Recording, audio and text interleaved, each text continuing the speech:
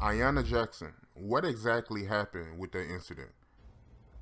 The Yanni Jackson incident, man, I don't really know too much about that incident, to be honest. I was young at that particular time, and Pot never went into details. Besides telling us that he was nowhere in the room when the incident, whatever she claimed happened, Pac wasn't in the room. And I believe she even said herself that when the incident was over, Pac walked into the room. You know what I mean? So we know, I know, man, just being around a person like Pac, the respect that he had for his mother, you know what I mean? The respect that he had for his sister.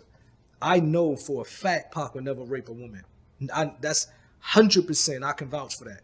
I know the mentality of this individual. You know what I mean? So, and that was another thing that hurt him. And he said I was doing music for black women, and I was trying to, you know what I mean? And unfortunately, a black woman is the one who said I raped her when he didn't do it. You know what I mean? Haitian Jack, he's the one that introduced Tupac to her, right? I believe, yeah, Haitian Jack did introduce Pac to her. So all of these people shady, man. Look who brung around Pac and do these. The whole atmosphere was full of people that didn't have Pac best interests. Was you in contact with Tupac when he went to prison? Of course, I was visiting him. We was visiting Pac constantly. When Pac went to prison, and I mentioned this in my book, I go into details, and a lot of people, when they was able to read my book, they was able to really see why Pac went through what he went through. When Pac was in prison, for example, myself and the rest of the Outlaws, we moved back to New Jersey, and we stayed at my grandmother's house for the whole summer so that we can be close to Pac and we can go back and forth to New York. He was upstate New York to visit him in the prison. So maybe one day me and Castro would go. The next day Gaddafi, Edie would go. We was taking turns to visit him in prison. And that was the turning point of Pac. Because when Pac was in prison, after getting shot, after going to jail for something he didn't do, Pac was like, you know what? I really want to, wave the white flag. And he didn't mean it in a way where he's punking out. Pac was just like, you know what? The things that I went through in my life, I feel like I caused it because of my decisions. And I don't want to take other, young people through the same thing that I went through. So I want to be able to be a positive influence. But while Pac was in prison, that's when he felt like everybody was taking shots at him. That's when you had people like Pac, you know what I mean? Even though he squashed the beef with Nas, when he felt like Mobb Deep and them was doing songs dissing him, Puff Daddy and them was doing interviews dissing him. And that's when Pac was like, you know what? That's it. He's like, even when I tried to be peaceful to these people, while I'm in prison, and I told them that there's no more thug life, in the famous, infamous Vibe video, interview, they kept attacking him. You know what I mean? So people don't see that side of Pac, what he went through in prison. They just seen when he came home and he went, crazy, and they started saying, well, he's a troublemaker. He started the East Coast, West Coast beat, but they forget when he was in prison, you know what I mean? Everybody was attacking him, unfortunately. Wendy Williams, she was the one that started that rumor that Tupac got raped in prison, right? Exactly, like that. Wendy Williams, at that particular time, she was hot on the radio. And she started rumor Pac got raped in prison. Like Pac, like he in prison. He said, I'm in prison and I'm listening to these things. And that's when he just like, you know what, when I come home, I seen myself personally, going to see Pac and seeing what he was going through.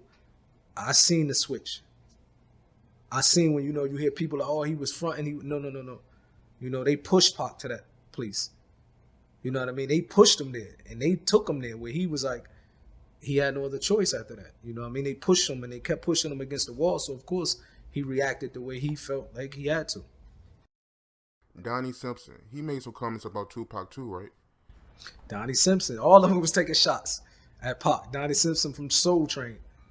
And Pac, listen, and he in prison, like, wow, these are the people I look up to. You know what I mean? It was difficult for Pac. See, a lot of people don't see that side.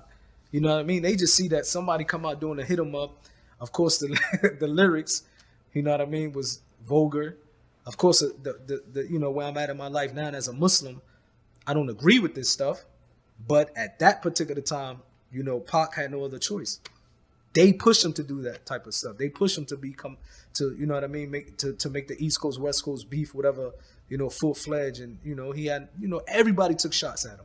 Fat Joe, while Tupac was in prison, Fat Joe was giving Tupac protection, right? Or he had like people looking out for him or something like that?